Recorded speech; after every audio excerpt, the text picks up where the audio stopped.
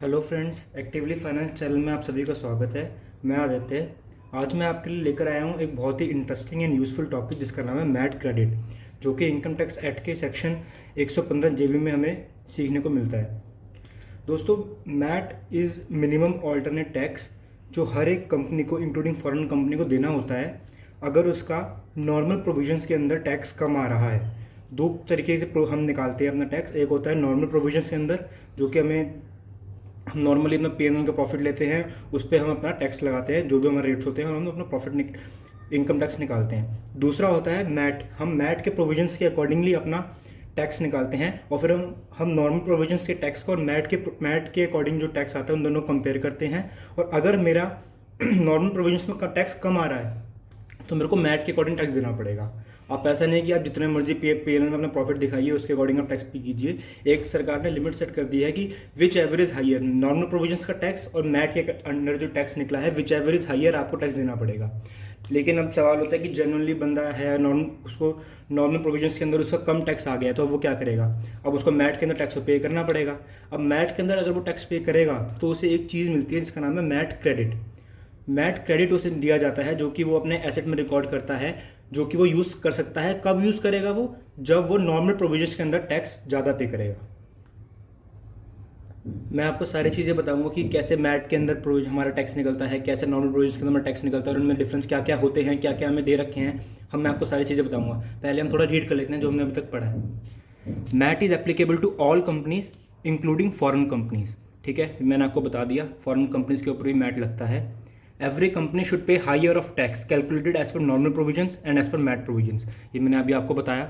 दो तरीके से टैक्स निकलेगा, एक नॉर्मल प्रोविजंस के अकॉर्डिंग टैक्स निकलेगा, एक मैट प्रोविजंस के अकॉर्डिंग टैक्स निकलेगा। हम उन दोनों के टैक्स को कंपेयर करेंगे और जो भी हमारा हायर होगा हम वो टैक्स पे करेंगे। अगर हमारा नॉर्मल प्रोविजंस के अंदर टैक्स ज़्यादा निकलता है तो नो इशूज़, हम वो पे करेंगे। लेकिन अगर हमारा ये कम होता है और हमें मैट के अकॉर्डिंग टैक्स देना पड़ता है तो हमें एक चीज़ क्या मिलेगी? मैट क्रेडिट, जो कि हमें दिया जाता है सेक्शन 115(j)(a) के अंदर। ठीक है ना, ये 115(j) भी मैट का है। और आप देखेंगे मैट क्रेडिट का सेक्शन जो होता है वो हमारा है 115(j)(AA). तो दो सेक्शंस अभी हमें साइमल्टेनियसली रीड करने पड़ेंगे। तीसरे पॉइंट पर आता हूँ।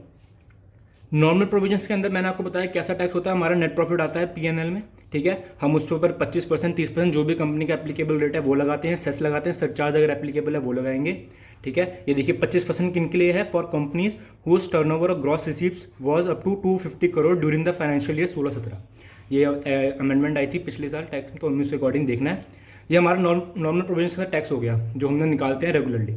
अब आते हैं मैट प्रोविजंस के अंदर क्या टैक्स होता है। मैट का रेट जो है वो है 15% प्लस सेस प्लस सरचार्ज। पहले मैट का रेट था 18.5%, लेकिन अब इसे कम करके 15% कर दिया गया है ऑन बुक प्रॉफिट। अब इसमें जो कैच करने वाली चीज़ है वो है बुक प्रॉफिट। मैट का जो रेट है 15% सेस प्लस सरचार्ज, ये हमारा P&L के नेट प्रॉफिट पे नहीं लगता है, ये लगता है बुक प्रॉफिट के ऊपर। तो इसका क्या मतलब हुआ? हमें इस जो हमारा नेट प्रॉफिट आ रहा है P&L से, इससे हमें बुक प्रॉफिट पे पहले जाना पड़ेगा और उस बुक प्रॉफिट का 15% प्लस सेस प्लस सरचार्ज जो लगेगा वो हमारा आएगा टैक्स अंडर मैट। ठीक है, तो अब हमें एक चीज़ क्या पढ़नी पड़ेगी? How to reach to the book profit from the net profit which is coming in our P&L। ये हमें कौन बताता है? ये बताता है हमें सेक्शन 115(j)(b). इस नेट प्रॉफिट इन P&L में कुछ एडिशंस होती हैं, कुछ डिलीशंस होती हैं जो स्पेसिफाइड है सेक्शन 115(j)(b) में, और स्पेसिफिकली वो ही एडिशन और डिलीशंस हम करके बुक प्रॉफिट पे पहुंचेंगे। तो उसके लिए 115(j)(b) हम नेक्स्ट वीडियो में मैं आपको बताऊंगा कैसे पहुंचना है। एडिशन और डिलीशन स्पेसिफाइड है, उनका मैं आपको मीनिंग इंटरप्रेट करके बताऊंगा कि किस एडिशन और डिलीशन का क्या मतलब होता है और वो कहाँ कहाँ यूज़ होता है, और most common adjustments net profit से बुक प्रॉफिट पहुंचने में क्या क्या होती हैं। ठीक है, ये मैंने आपको बताया book profit, net profit plus some additions minus some deletions section 115(j)(b) में है, ये हम आपको बताएंगे। मैट क्रेडिट मैंने आपको बताया सेक्शन 115(j)(AA) में हम बताते हैं when company pays higher tax as per MAT provisions. ठीक है ना, तभी हमें मैट क्रेडिट दिया जाएगा, क्योंकि ये तो हमारा टैक्स बन ही नहीं रहा है, हमें जबरदस्ती मैट के अकॉर्डिंग टैक्स पे करना पड़ रहा है। तो सरकार कहता है कि आप मैट क्रेडिट लीजिए, ठीक है ना, और इसे यूज़ कीजिएगा। When MAT tax is greater than normal tax, no interest is given on this tax credit by the department of the company. ठीक है, कोई इंटरेस्ट आपको इस पर नहीं मिलेगा। Such MAT credit can be carry forward for 15 assessments year immediately succeeding the assessment year in which such credit has been allowable. 15 assessment year तक आप इसको कैरी फॉरवर्ड अपनी बुक्स में कर दिखा सकते हो। ठीक है, तब तक आपको इसको यूज़ करना पड़ेगा। मैट क्रेडिट अब हमारे बुक्स में आ गया, एसेट में आ गया। अब हम इसे यूज़ कब करेंगे और किस साल में करेंगे? When tax is payable as per normal provisions, ठीक है ना, that is normal tax minus MAT tax. जब मेरा नॉर्मल प्रोविजन में टैक्स ज़्यादा बन रहा है उसमें मैं अपना नॉर्मल प्रोविजन को कम कर दूंगा इतने कि मैट क्रेडिट से up to the limit of the difference of the normal tax minus MAT tax.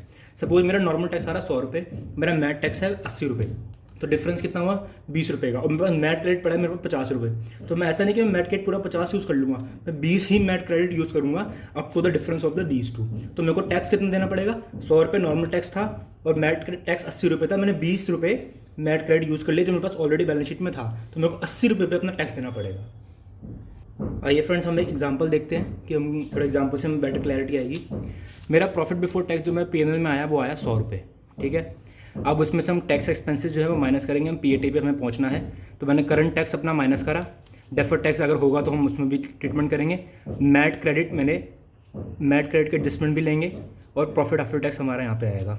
ये जो करंट टैक्स होता है मेरा, ठीक है, आपको सबको पता है it will be a part of our short term provisions. Income tax की फिगर जो होती है वो शॉर्ट टर्म प्रोविजंस का एक पार्ट बनता है, और in most cases this figure is equivalent to our net tax जो हमारा पेबल बनता है। हम उसके नेट टैक्स नहीं, जो हमारा टैक्स पेबल बनता है of before TDS and advance tax, उसके बराबर हम इस फिगर को रखते हैं। Tax under normal provisions, PBT मैंने ले लिया, ठीक है ना, 100 रुपये आया, टैक्स मैंने 25 रुपये टैक्स ऐड किया, सरचार्ज एप्लीकेबल मान के मैंने ऐड किया, सेस ऐड किया, 28.6 रुपये मेरा आया नॉर्मल टैक्स के अंदर जो मेरे को टैक्स पे करना है।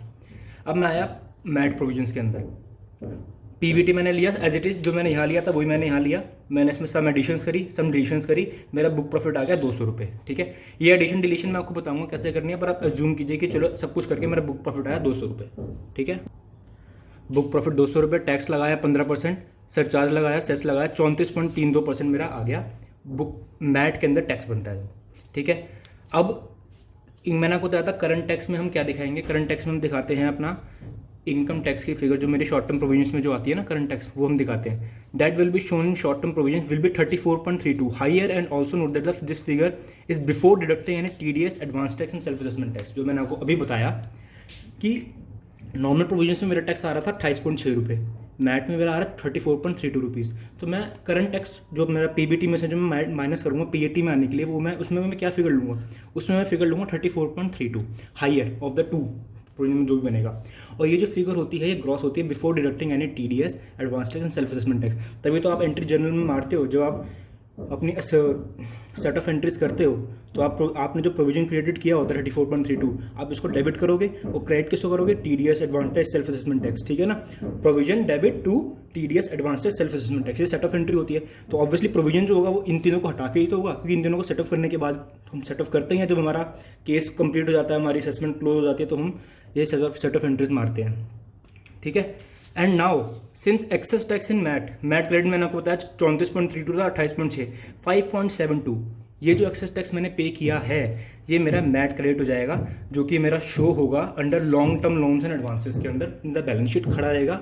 कब तक खड़ा रह सकता है? ये 15 असेसमेंट ईयर्स तक खड़ा रह सकता है, जिसको हम यूज़ कब करेंगे, जब मेरा नॉर्मल प्रोविजन के अंदर टैक्स ज़्यादा आएगा मैट से। और कितना यूज़ करेंगे? Up to the difference of tax under normal provisions minus tax under MAT provisions. General entry देख लीजिए फ्रेंड्स, मैट क्रेडिट एंटाइटलमेंट की जो मैंने अभी आपको बताया, MAT credit loans and advances के अंदर जाएगा 5.72 टू मैट क्रेडिट जो पीएनएल की फिगर आएगी 5.72। अभी आपने देखा था ना, मैंने पीबीटी में से माइनस किया था करंट टैक्स, डेफर्ड टैक्स और ऐड किया था मैंने क्रेडिट, मैट क्रेडिट पीएनएल में फिगर, वो ये वाली फिगर आएगी। अभी ऐड की हुई क्योंकि इसका नेचर है क्रेडिट, पीएनएल में जाएगी। और आप देखोगे पीबीटी में करंट टैक्स और उन सबका नेचर जो होता है डेबिट होता है, मैट क्रेडिट का नेचर होगा क्रेडिट, तो हम इसको प्लस करेंगे पीबीटी से पीएटी आने के लिए। मैं आपको भी दिखाता हूँ, देखिए ये देखिए फ्रेंड्स, पीबीटी था मेरा 100 रुपये, मैंने करंट टैक्स मेरा 34.32 मैंने क्यों लिया, क्योंकि मैट में हायर था, ठीक है। और वही मैंने देखो 34.32 और प्लस मैंने यहाँ पे मैट क्रेडिट कर दिया 5.72, तो आप इनका नेट इफेक्ट देखोगे तो 28.6 ही बैठ रहा है, ठीक है friends. I hope this is clear. मैंने यहाँ पे माइनस किया और इतना मैंने प्लस कर दिया, तो नेट इफेक्ट 28.6 ही बैठेगा मेरा। एंड डेफर्ड टैक्स अगर कुछ होता तो ये मेरा प्रॉफिट आफ्टर टैक्स आ गया 78.4, ठीक है friends. I hope this is clear. It is advisable that for the computation of tax under both normal provisions and tax provisions start from PBT, ठीक है ना। PBT से स्टार्ट कीजिएगा तो बेटर रहता है नॉर्मल प्रोविजन के अंदर निकालने के लिए और मैट के लिए निकालने के लिए। अब आप देखिए मैंने जो आपको बताया provision minus TDS minus advance tax, जो सेट ऑफ एंट्री जो होती है, हम इसको companies do not right of these tax figures unless for that previous year assessment is completed, ठीक है ना। तो आपको अलग अलग ही इनको दिखाना पड़ता है अपनी बुक्स में। प्रोविजन को अपना लायबिलिटीज में दिखाना पड़ता है शॉर्ट टर्म में, टीडीएस एंड एडवांस टैक्स को आपको अपना एसेट्स में दिखाना पड़ता है, ताकि और तभी आप सेट ऑफ एंट्री कीजिए तो आपकी असेसमेंट कंप्लीट हो गई हो, ठीक है। शॉर्ट टर्म प्रोविजन में हमारा आ गया tax and other non current assets में हमारा टीडीएस आ गया, एडवांस टैक्स आ गया, सेल्फ असेसमेंट टैक्स आ गए, ये सब चीज़ें आती हैं। सो आई होप फ्रेंड्स, ये छोटी सी ट्यूटोरियल वीडियो जो मैंने आपको बेसिक कंसेप्ट समझाने की कोशिश करी, मैंने आपको ये बताया कि चीज़ें कहाँ कहाँ आती हैं, जनरल एंट्री से मैंने आपको समझाया, और 115 GB की जो एडिशन और डिलीशन है वो मैं आपको नेक्स्ट वीडियो में डिटेल में बताऊंगा कि कैसे आपको पीबीटी से बुक प्रॉफिट पर आना है, ताकि आप मैट का टैक्स निकाल सकें। मैट क्रेडिट मैंने आपको कंसेप्ट समझाया कि मैट क्रेडिट क्यों आता है, और आप इस चीज़ में देखिएगा कि जो नेट इफेक्ट हमारा पड़ा यहाँ पे, नेट इफेक्ट हमारा 28.6 ही पड़ा। मैंने यहाँ पे माइनस किया करंट टैक्स मैट वाला, लेकिन मैंने यहाँ पे प्लस भी किया मैट क्रेडिट, तो नेट इफेक्ट 28.6 ही पड़ा। और अगर हम नॉर्मल टैक्स लेते तो वो भी 28.6 ही हम यहाँ से माइनस करते हैं, यहाँ पे मैट क्रेडिट नहीं आता। तो जनरल एंट्री मैंने आपको बताई, MAT credit debit to MAT credit. MAT credit debit मतलब हमारा लोन्स एंड एडवांसेज में जो मैट क्रेडिट खड़ा होगा 15 साल तक खड़ा तो हो सकता है, और मैट क्रेडिट पीएनएल जो मैंने क्रेडिट किया वो ये वाला मैट क्रेडिट है जो पीएनएल में मेरे बिलो द लाइन आइटम्स में जो आया, ठीक है friends. I hope this video is clear, and अगर आपको कोई भी डाउट होता है, कोई भी एंट्री समझनी है, आप ज़रूर कमेंट्स में करके बताइए, मैं ज़रूर आपकी हेल्प करूँगा, और मैं कोशिश करूँगा कि मैं आपके लिए फर्दर एक अच्छी लिस्टेड कंपनी का मैं आपके पास एक एग्जाम्पल लेकर आऊँ जिससे आपको और क्लैरिटी हो इस टॉपिक पे। Thank you friends.